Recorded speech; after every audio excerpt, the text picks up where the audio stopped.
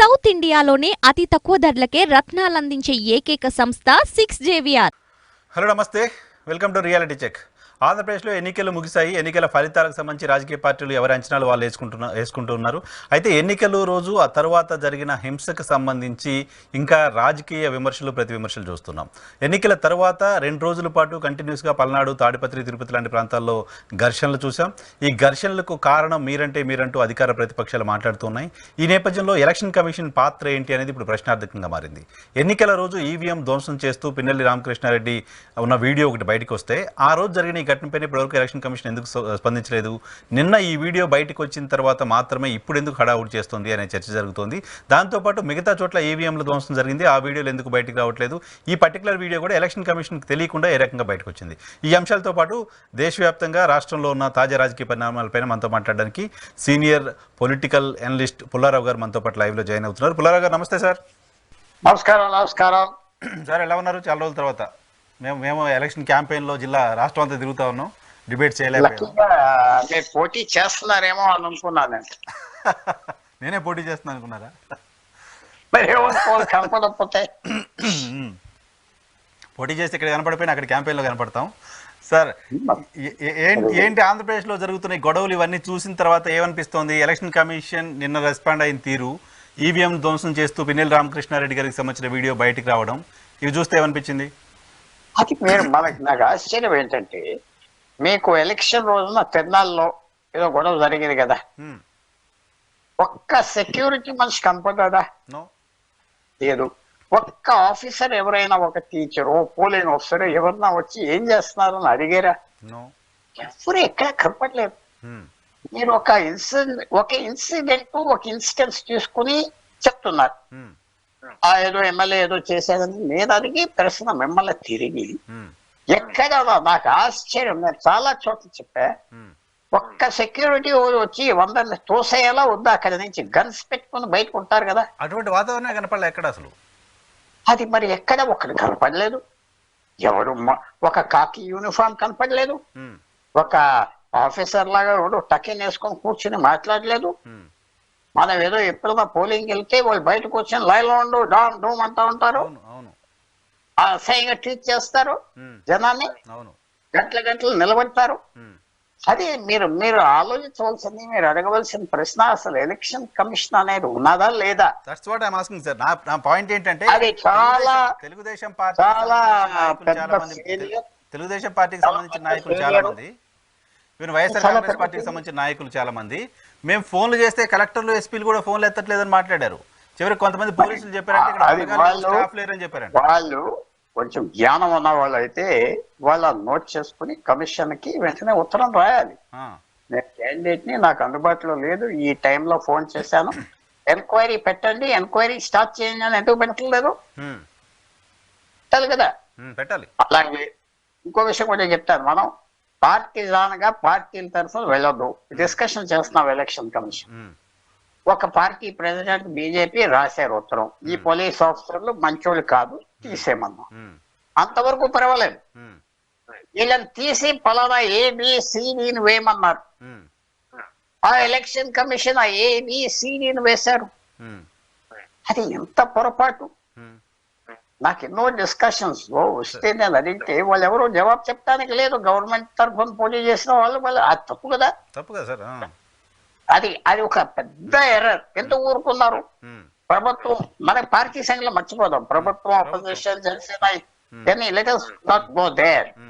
ప్రతి విషయం మనకి కళ్ళజోళ్ళు పార్టీసాన్గా చూస్తే ఈ విషయాలకు మొదలు వెళ్ళలేము. అసలు ఎలాగ ఒప్పుకుంటారు?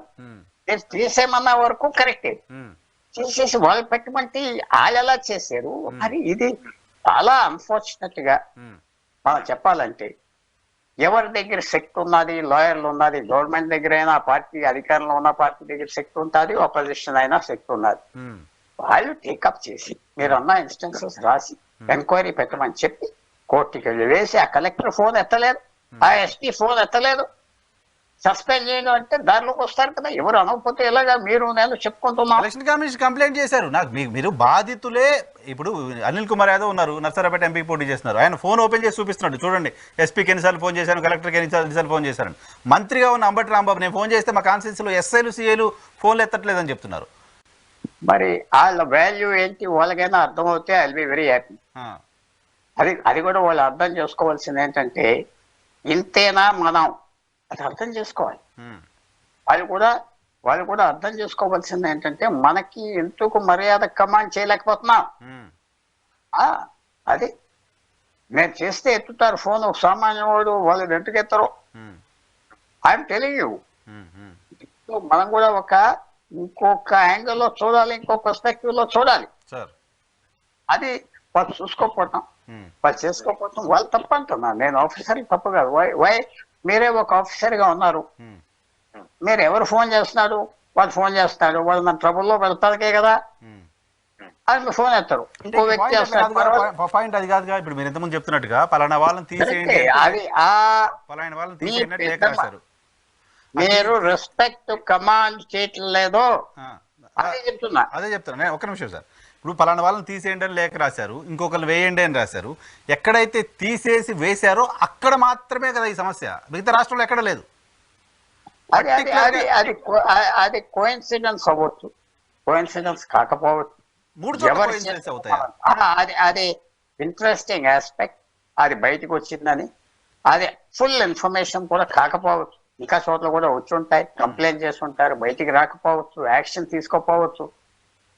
ఆ సాయంకాలంలో అది దాని మీద నేను పర్టిక్యులర్ ఎంఫోసిస్ ఇవ్వదా, చాలా వరకు వెళ్ళింది అక్కడే గొడవలు జరిగినాయి అని నేను అడిగిన. అది వెళ్తే ఎన్నో విషయాలు వస్తాయి. ఇప్పుడు మీరు చూపెట్టే వీడియో, ఒక్క ఆఫీసర్ ఒక టీచర్ వచ్చి గెలౌట్ అంటే అందరూ బయటికి వెళ్ళిపోతుంది. గెలౌట్, పోలీసు వస్తున్నారు తుపాకులతో, గెలౌట్ అంటే వెళ్ళిపోతారు. ఎవరు లేరే, ఎవరు లేరే అక్కడ. అసలు పోలింగ్ బూత్ కాసేవాడు లేడే, సూపర్వైజర్ ఎవరు లేరే, వాళ్ళు ఎక్కడ పోరు, అసలు ఏం చేస్తున్నారు. నాది ఇక్కడ ఇంకో కంప్లైంట్ ఎలక్షన్ కమిషన్ తో ఏంటి సార్. ఇప్పుడు ఇదంతా మనం చూస్తున్న వీడియో వెబ్ కాస్టింగ్ లో ఎలక్షన్ కమిషన్ ఆర్ఓ రెగ్యులర్ గా చూడడానికి పెట్టారు కదా, ఆన్ టైం మానిటరింగ్ కోసం పెట్టారు కదా. మానిటరింగ్ కోసం పెట్టినప్పుడు ఎలక్షన్ 13వ తారీఖు అయిపోతే ఈరోజు 22వ తారీఖు మీరు నేను మాట్లాడుకుంటున్నాం. ఇప్పటి వరకు ఈ వీడియో బయట పెట్టి ఇలా చేశారో ఆయన పైన కేసు పెట్టి ఈ ఇన్సిడెంట్ జరిగిన తర్వాత 2 రోజుల పాటు ఉన్నాడు ఆయన అక్కడ ఎమ్మెల్యే, అదే ఊర్లో ఉన్నాడు. అప్పుడు ఎందుకు అరెస్ట్ చేసే ప్రయత్నం చేయలేదు? ఇంకా 7-8 చోట్ల ఈవీఎంల ధ్వంసం జరిగింది. ఈవెన్ ఆ వీడియోస్ ఎందుకు బయటకు తీసుకురాలేదు? దీనికి కరెక్ట్ మంద ఏమిటంటే, ట్రీట్మెంట్ ఏమిటంటే, నేను అంటున్నాను ఇది మర్యాద కాదు, ఆఫీసర్లు నన్ను తిరుగుతారు, వాళ్ళని అరెస్ట్ చేయాలి. వాళ్ళ మీద ఎలక్షన్ కమిషన్ వెంటనే సరెండర్ అయిపో, నీ జాబ్ నువ్వు చేయలేదు, నువ్వు వాళ్ళతో కొలాబరేట్ చేసావని చేస్తే అయిపోదు. చేయాలి. నువ్వు లేదంటే నువ్వు వాళ్ళతో కొలాబరేట్ చేసావు, వాళ్ళతో లాలూచి పడ్డావు, నువ్వు టైం ఇచ్చావు, ప్లీజ్ ఆన్సర్ ఇమీడియట్లీ 6 days లో, otherwise proceeding against you for suspension అంటే దారిలోకి వస్తారు. అది చేయలేదు. ఇంకా 7 చోట్ల పోలింగ్ ఈవీఎంలు ధ్వంసం చేశారు. అవి ఎవరు చేశారు, ఎందుకు చేశారు, ఆ వీడియోస్ ఎక్కడ బయటకు రావట్లా. ఈవెన్ ఈ వీడియో కూడా ఎలక్షన్ కమిషన్ బయట పెట్టలా. ఎలక్షన్ కమిషన్ కంట్రోల్లో ఉండాల్సిన వీడియో బయటకు ఎలా వచ్చింది అనేది కూడా కాన్స్పిరసీ కదా. అది ఎవరో లీక్ చేసి ఉంటారు. అలా అంటే ఎలక్షన్ కమిషన్ కంట్రోల్లో ఉండాల్సిన వీడియో ఎవరో లీక్ చేసే పరిస్థితి ఉంటే ఫెయిల్యూర్ ఎలక్షన్ కమిషన్ కదా. మరి మొత్తం టోటల్ బ్రేక్ డౌన్. నేను అడిగిన ప్రశ్నకి, నేను ఎందుకు అడిగానంటే ఆ ప్రశ్నకి జవాబు లేదు కాబట్టి అడిగా. ఎవరో ఒక్కడ కనపడలేదు, ఒక్క కాకి యూనిఫామ్ కనపడలేదు, ఒక్క ఆఫీసర్ కనపడలేదు, ఒక్క పోలింగ్ స్టాఫ్ కనపడలేదు. ఎలాగా వాళ్ళు ఏం చేస్తున్నారు ఈ బూత్స్ లో? ఇటువంటి ఇన్సిడెంట్స్ మనం చూస్తాం కానీ ఇన్సిడెంట్స్ తర్వాత పోలీసులు లాఠీ చార్జ్ చేయడం, పెద్ద ఎత్తున బెటాలియన్స్ రావడం, కొట్టడం, ఇవన్నీ ఎలక్షన్ టైంలో చాలా సందర్భాల్లో చూస్తుంటాం. బట్ మొత్తం ఎంటైర్ ప్రాసెస్ లో ఎక్కడ అటువంటి ఒక్క విజువల్ కనపడలే మనకి. అదే మనకి అది ఫెయిలియర్. ఎలక్షన్ సరిగ్గా కండక్ట్ చేయలేదు. అనామకులు ఎవరో లోపలికి వచ్చేసి అక్కడ గుద్దాడుకుని దెబ్బలాడుకుంటున్నారంటే అసలు ఏమైపోయినా మళ్ళాపోయి ఉన్నామంటే మళ్ళీ కొట్టవు. మనం అడ్డం పడాలి, గొప్ప వాళ్ళు అనుకుంటాం, మళ్ళీ ఏమన్నా చేయొచ్చు. అది మన డ్యూటీ కాదు కదా. మనం పెద్ద వీరులాగా వెళ్ళి దారిలో పడతానికి మన డ్యూటీ కాదు. డ్యూటీలో ఉన్న వాళ్ళు దే హ్యావ్ డెరిలిక్షన్ ఆఫ్ డ్యూటీని వదిలేసారు, ఎక్కడికి పోయి కూర్చున్నారు, పారిపోయారు, గొడవల్లో మనకెందుకని దాక్కున్నారు, ఆ బల్లల కింద ఎక్కడో దాక్కుని ఉంటారు. అన్ఫార్చునేట్ ఏంటంటే ఇంత జరిగిన తర్వాత ఆ రోజు సాయంత్రం తెల్లారు ఎలక్షన్ కమిషన్ వచ్చి అద్భుతంగా ఎలక్షన్ నిర్వహించాము, చిన్న చిన్న చెదురుమదురు సంఘటనలు మాత్రమే జరిగాయని ఒక స్టేట్మెంట్ ఇచ్చి ఒక్క చోట కూడా రీపోలింగ్ లేకుండా అద్భుతంగా చేశామని చెప్పారు. దాన్ని మనం అంతా నమ్మి చప్పట్లు కొట్టాల్సిన పరిస్థితి. రైట్ సార్, చాలా ఫలితాలకు సంబంధించి మాట్లాడుకుందాం సార్. ఏంటి ఎన్నికల ఫలితాలకు సంబంధించిన అజంప్షను, పార్టీలకు సంబంధించిన టెన్షను ఎలా అనిపిస్తుంది? మీకు కూడా చాలా మంది ఫోన్ చేసి మాట్లాడుతూ ఉంటారు, ఢిల్లీ ఏమనుకుంటుంది ఆంధ్రప్రదేశ్ ఫలితాలపైన అని. ఆంధ్రప్రదేశ్లో చాలా మంది మీకు మిత్రులు ఉన్నారు, మాట్లాడుతున్నారు. ఏంటి మీకున్న ఇన్పుట్స్ ఏంటి? ఆంధ్రప్రదేశ్ లో ఒకటే ఉన్నది ఎలక్షన్. వాలంటీర్ సంస్థ పనిచేసిందా, వాలంటీర్ సంస్థ డెలివరీ చేస్తాదా అనుకున్నది చేసిందా, అదే ప్రశ్న నా మైండ్ లో. ఓకే ఓకే, నాకు ఇంకో ప్రశ్న లేదు.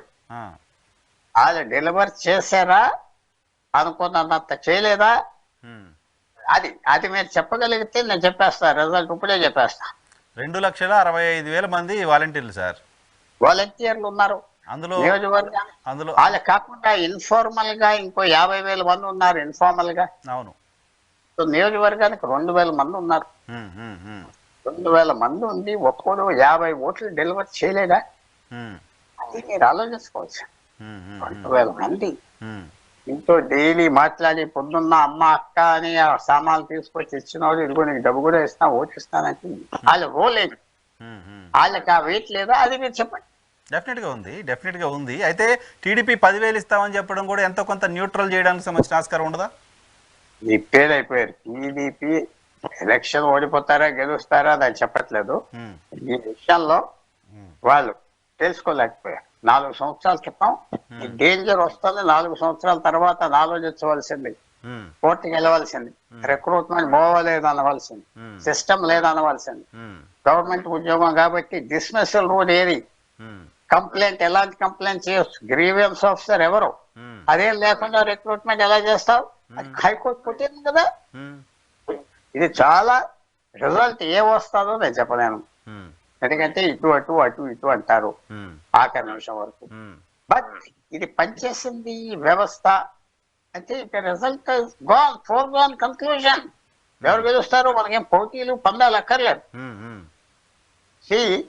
వర్కర్స్ అనేది, పార్టీ వర్కర్స్ అనేది వాళ్ళకి రోజుకు 1000 రూపాయలు ఇచ్చి తిప్పుతారు మీరు. అవును, అది అలాగా 1000 మంది నడుచుకుంటే వెళ్తారు. చూసే వాళ్ళకి వాళ్ళే ఫ్రీగా వస్తున్నారని అనుకుంటారు మీలాంటి. అది యాక్చువల్లీ పెయిడ్ వర్కర్స్. వాళ్ళు కాదు డెలివరీ చేయగలిగిన ఓటు. వాళ్ళు ఓటు వర్క్ చేస్తారు, 20 రోజులు పనిచేశాడు, 30,000 తినేశాక సరే ఓటేద్దామని ఆ పార్టీకి సైకలాజికల్ గా వేస్తాడు. What is the volunteers? So వాలంటీర్లు కీలక పాత్ర.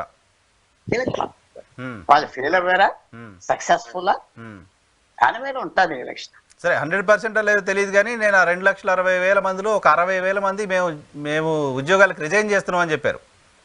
సో రిజైన్ చేసిన వాళ్ళు మళ్ళీ కంటిన్యూ అవ్వాలంటే ఖచ్చితంగా వైసీపీ సర్కార్ రావాలని కోరుకుంటారు న్యాచురల్ గా.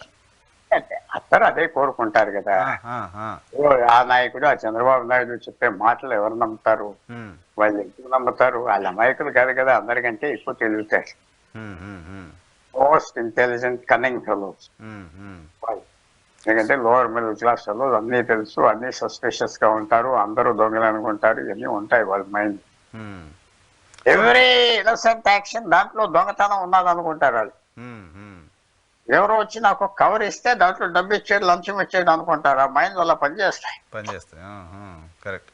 దాంట్లో ఏమున్నదో ఏం లేదో, లేకపోతే సిగరెట్లు ఉన్నాయో డబ్బులు ఉన్నాయో ఎవరో ఆలోచించు.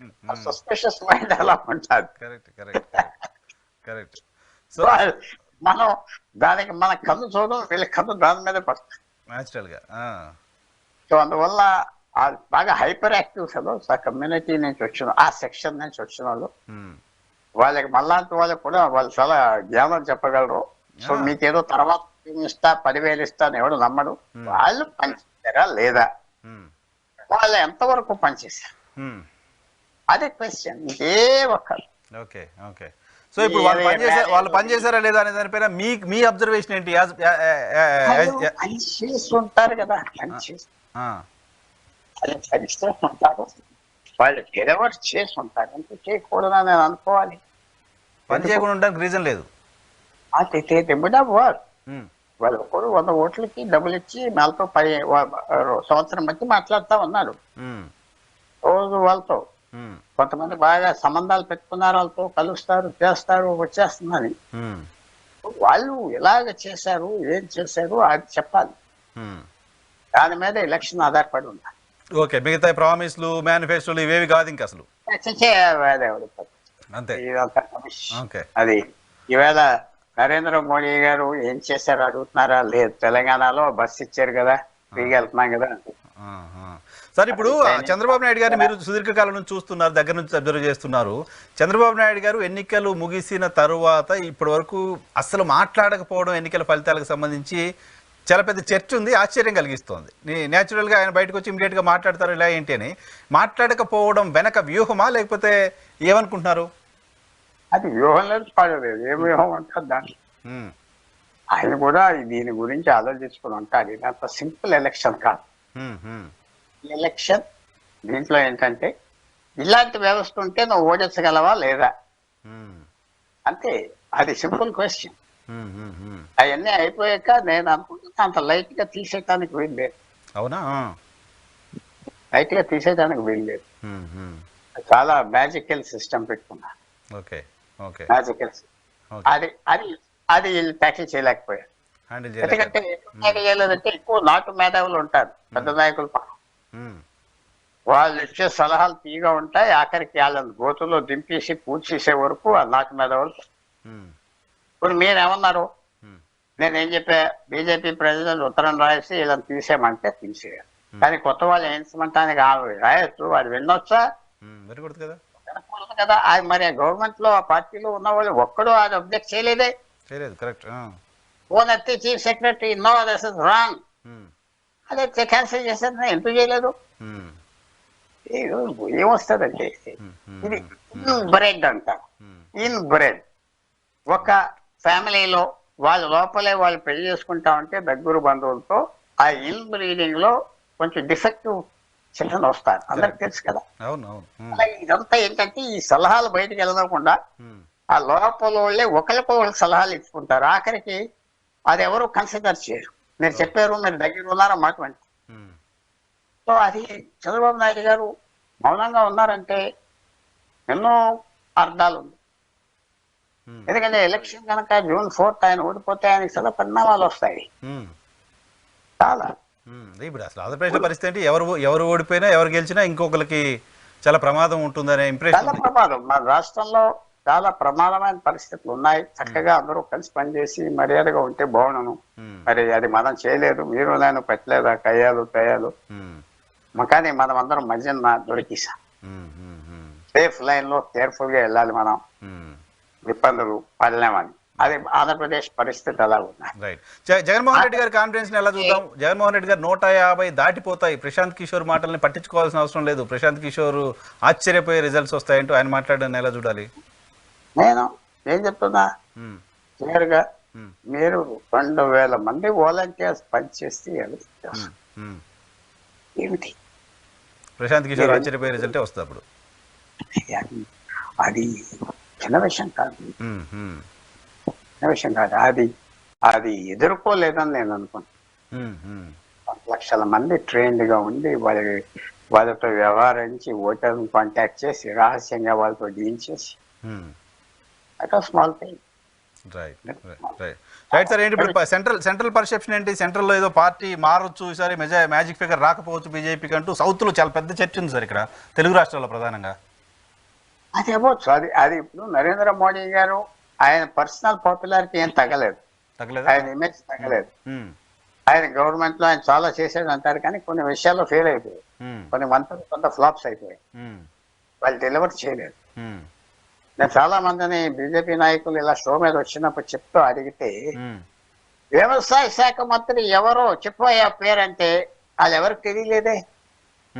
బీజేపీ లీడర్లకే తెలియదు, అంటే ఎవరికి తెలియదు. ఎవరు అంత అసమర్థుడా, అంత తెలియనుడా, అంత పనికిరానట్టు పెట్టారు అక్కడ. అలాగే వ్యవసాయ శాఖ ఫర్ ఎగ్జాంపుల్ టోటల్ ఫెయిలియర్. రైతాంగం విషయాల్లో చిన్న విషయాలు కాదు, పెద్ద విషయాలు కాదు, సాల్వ్ చేయలేదు. ఏదో 2,000 ఇస్తున్నాం, 1,000 ఇస్తున్నాం చాలా నరేంద్ర మోడీ గారు అనుకున్నారు, అది పెద్ద సెట్ బ్యాక్. అలాగే ఫైనాన్స్ మినిస్ట్రీ కూడా పెద్ద ఫ్లాప్. ధర పెరుగుదల కంట్రోల్ చేయటం 1 or 2% కష్టమేమన్నది, చాలా ఈజీగా. నిర్మలా సీతారామన్ గారు ఫెయిల్ అయ్యారు. 1000%. అంటే ఆమె ఏముంటుంది, నన్ను ఫెయిల్ అవుతాం అయితే వాళ్ళు ఇలా చేయమన్నారు చేసేదంట, నేను చేసింది తప్పకుండా. ప్రైస్ రైజ్ లో ఫెయిల్ అయ్యారు, పన్నులు ఎక్కువ కలెక్ట్ చేశారు. మీరు ఒక వస్తువు మీద పెట్రోల్ మీద ఎక్కువ పన్ను వేస్తే దాని గురించి ధర పెరుగుతుంది. మిగతా అన్నిటిపై సైకిల్ కదా అది, సైకిల్. మీరు ఒక వస్తువు మీద మందుల మీద ఎక్కువ పన్నులు వేశారు, ఆ పన్నులు కలెక్ట్ చేశారు, అది ఇన్ఫ్రాస్ట్రక్చర్ అంటున్నారు. అంత ఇన్ఫ్రాస్ట్రక్చర్ ఖర్చు పెట్టకపోతే మహారాష్ట్రలో, గుజరాత్ లో 1,00,000 కోట్లు తక్కువ ఖర్చు పెడితే గొడవ లేదు కదా. అదే కదా. 2,00,000 కోట్లు ప్రజల చేతిలోకి మళ్ళీ వెళ్తే ఆ పన్నులు తగ్గిపోదు, ఆ చేతుల్లో డబ్బు అలా తిరుగుతుంది కదా. అవును అవును. డబ్బు అనేది మీకు 2,00,000 కోట్లు అంటే అది ఫిగర్ కాదు, దాని వెలాసిటీ అంటారు. ఆ డబ్బు ఎన్నిసార్లు ఎన్ని చేతులు మారుతుంది. ఒక ఫార్మర్ 1000 రూపాయలు ఇచ్చారు మీరు ఊర్లో, సాయంకాలానికి వాడు ఖర్చు పెట్టేస్తాడు ఆ ఊర్లో. వాడు ఇంకోటి దగ్గరికి ఆ డబ్బు వెలాసిటీ, ఆ డబ్బు స్పీడ్ ఎంత. కరెక్ట్. ఒక ధనవంతుడికి 1,00,000 రూపాయలు ఇస్తే బ్యాంక్ లో పెట్టుకుంటాడు. ఆ 1,00,000 రూపాయలు 100 మంది ఫార్మర్స్ కి ఇస్తే నెల వచ్చేటప్పటికి అది 20 లక్షలు అయిపోతుంది. అంటే అన్నిసార్లు చేతులు మారుతా ఉంటుంది. కరెక్ట్. మారేది వెలాసిటీ అంటారు. అందువల్ల అన్ని చేసుకోకుండా ఇవాళ ఇబ్బందులు పడ్డాడు. కానీ నరేంద్ర మోడీ ఇంకా పైన ఉన్నాడు అనే భావిస్తున్నారా? Okay okay. పైన ఉన్నాడు. ఎందుకంటే లీడ్ ఆయన మీద కోపం లేదు, జనానికి కోపం లేదు. ఇప్పుడు ఈయన మన కేజ్రీవాల్ బయటకు వచ్చిన తర్వాత ఆయన ఒక కొత్త లాజిక్ తీసుకొచ్చి హిట్ చేస్తున్నాడు బీజేపీని. అమిత్ షా ప్రధానమంత్రి అయిపోతారు అని యూపీలో బాగా క్యాంపెయిన్ చేస్తున్నారు. అంటే యోగిని టీజ్ చేయటం కోసమా? అది అది పిల్లలు కాదు, పిల్లల వేషాలు వేసినప్పుడు అయ్యో పట్టించుకోరు. పిల్లకి కూడా అంత అమాయకం కాదు, బాగా చదువుకున్న వాళ్ళు ఈవేళ సేవలు చదువుతున్నారు, ఇది చేస్తున్నారు, అది చేస్తారు. యోగి ప్రధానమంత్రి అవుతాడని ఎవరు అనలేదు. యోగి ప్రధానమంత్రి క్యాండిడేట్ కాదు. బట్ రాజ్పుత్స్ లో ఏదో నెక్స్ట్ ఇండియన్ లీడ్ చేస్తారనే కమ్యూనిటీలో కాస్త ఆయనకు ఒక హీరో వర్షిప్ ఉంది అనేది చర్చ ఉంది జనరల్ గా. ఇంకా మనం ఎవరు చెప్పలేం, నెక్స్ట్ లీడర్ ఎవరో మనం చెప్పలేం. ఈవెంట్స్ డ్రాప్ అవుతాయి. మోడీ వస్తాడని ఎవరు అనుకున్నారు? నేను అనుకోలేదు. టూ ఎక్స్ట్రీమ్ అనుకున్నాను, అయిపోయాడు. ఆయన క్వాలిఫికేషన్ ఇంకా మోడీ ఓడిపోయాడా అంటే మనం చెప్పలేం. తప్పైతే సౌత్ లో బాగున్నది అది పొజిషన్. అది కర్ణాటక పోయినా ఏం పోయినా నార్త్ ఇండియాలో అంత తగ్గిపోలేదు. ఇప్పుడు ఒక సెక్షన్ అక్కడికి వెళ్ళగానే ఇంకో సెక్షన్ వెళ్ళి పక్కన చెడ్డ లేదు, తీసేయాలి వీళ్ళు రాక్షసులు కరప్ట్ ఫెలోస్ అని రాలేదు. కానీ ఆయన మాట్లాడుతున్న మాటలు చూస్తే మరి డౌట్ వస్తుందిగా. ఆయన ముస్లింలకు మొత్తం సంపద దోచేస్తారని అనడం కానీ, రామాలయం పైకి ఏదేంటి బుల్డోజర్లు వెళ్తాయని చెప్పి మాట్లాడడం కానీ, ఇవన్నీ 10 సంవత్సరాలు ప్రధానమంత్రిగా పనిచేసిన ఒక వ్యక్తి మాట్లాడాల్సిన మాటలు ఖచ్చితంగా కాదు కదా పుల్లారావు గారు. అది కరెక్టే, 100% correct. Joe Biden, Donald Trump ఎలా మాట్లాడుకుంటున్నారో మీరు చదివితే అసలు నమ్మరు. అమెరికా ప్రెసిడెంట్ ఏం మాట్లాడుతున్నాడు, దానికి డొనాల్డ్ ట్రంప్ ఏం మాట్లాడుతున్నాడు. రాజకీయంలో హద్దులు ఉండవు, ఇంతలా మాట్లాడుకుంటారు. అదేదో హెల్ప్ చేస్తాడు అనుకుంటారు, చేస్తారు, హెల్ప్ చేస్తాడు, ఫెయిల్ అవుతాడు, అది వేరు. అది పెద్ద మనసు తరాగా ఉంటే ఎవడు లెక్క పెడతాడు నరేంద్ర మోడీ. అలా మాట్లాడడం అంటేనే ఆయన ఫ్రస్ట్రేషన్ లో మాట్లాడుతున్నారు, గవర్నమెంట్ పోతుంది కాబట్టి ఆ తరహా వ్యాఖ్యలు చేస్తున్నారు అనేది చర్చ అవ్వచ్చు. But we have to wait. అంత ఏమీ తగ్గిపోలేదు నరేంద్ర మోడీ, అంత తగ్గలేదు. ఓకే. ఇప్పుడు తెలుగు రాష్ట్రాలకు సంబంధించి ఎలా ఉంటుంది? జగన్మోహన్ రెడ్డి గారికి ఆల్రెడీ భారతీయ జనతా పార్టీకి సంబంధించిన ఒక పెద్ద మనిషి ఎవరో టచ్ లోకి వచ్చారంట, మేము మీకేం శత్రువులం కాదు అని చెప్పారంట. ఏమన్నారు? మేము మీకేం శత్రువులం కాదు, కలిసి పనిచేద్దాం రాష్ట్ర ప్రయోజనాల కోసం అని చెప్పారంట. అవును, అదే అవుతుంది. జగన్మోహన్ రెడ్డి అంటే నరేంద్ర మోడీకి ఫేవరెట్. బట్ ఆయన అలయన్స్ ఒప్పుకోలేదు, దేనికి ఒప్పుకోకపోతే ఏం చేస్తారు? నరేంద్ర మోడీ భారతీయ జనతా పార్టీ రిలక్టెంట్ గా వదిలేరు. మేము ప్రేమతో ఆ పక్కన వెళ్ళిపోలేదు. తర్వాత కొంతమంది ఎంపీలను కూడా నిలబడనివ్వలేదు కదా భారతీయ జనతా పార్టీ నుంచి. అవును, మనకి అది జగన్మోహన్ రెడ్డి గారికి ఆ మాత్రం పలుకుబడి ఉన్నదంటే లెక్క కదా. ఆయనే చెప్పుకున్నాడు కదా, ఆప్ చేసేది నా టికెట్ అని. అవును అవును. సో కేంద్రంలో సంకీర్ణం వస్తే ఆంధ్రప్రదేశ్ పాయింట్ ఆఫ్ వ్యూలో ఏ రకమైన బెనిఫిట్ ఉండే పాసిబిలిటీ ఉంటుందా? ఆంధ్రప్రదేశ్కి నష్టం జరిగే పరిస్థితి ఉంటుందా? ఎవరు వచ్చినా పర్వాలేదు. మనకేంటంటే బీజేపీ వల్ల నష్టం అనేది ఎవరు వచ్చినా వచ్చేది ఏం లేదు ఆంధ్రప్రదేశ్. ఈవెన్ బీజేపీ సంకీర్ణ ప్రభుత్వాన్ని ఏర్పాటు చేయాల్సి వస్తే అప్పుడు ఆంధ్రప్రదేశ్ మద్దతు కీలకం అయితే చూడాలి. అది మనం ప్రాబబిలిటీస్ మీద ఏం జరగబోతుంది అంటే మీకు 100 సినారియోస్ ఇస్తాను నేను. అలాగే ఆంధ్రప్రదేశ్ ముఖ్యమంత్రి చెప్తున్న మాట, మన మద్దతుతో ఏర్పడే ప్రభుత్వం లేదు కాబట్టి ఏం చేయలేకపోయాం అని గడిచిన ఎన్నికల సందర్భంగా ముగిసిన తర్వాత చెప్పారు. ఇప్పుడు కూడా మన మద్దతుతో ఏర్పడే ప్రభుత్వం వస్తే మనం ఆంధ్రప్రదేశ్ ప్రయోజనాలు సాధించవచ్చు అంటున్నారు. ఆ పాసిబిలిటీ ఏమైనా కనపడుతుందని నేను అడుగుతున్నా. అదేం కనపడట్లేదు. అనుకున్నది ఎప్పుడు అవ్వదు. నేను ఇవాళ చాలా మందితో మాట్లాడితే ఉత్తరప్రదేశ్ అక్కడ వాళ్ళు బీజేపీ తరఫున ఉన్న జర్నలిస్ట్ అనుకోండి, ఇలాగ వస్తే అలా వస్తే అంతా ఉచిమాట అంటాను.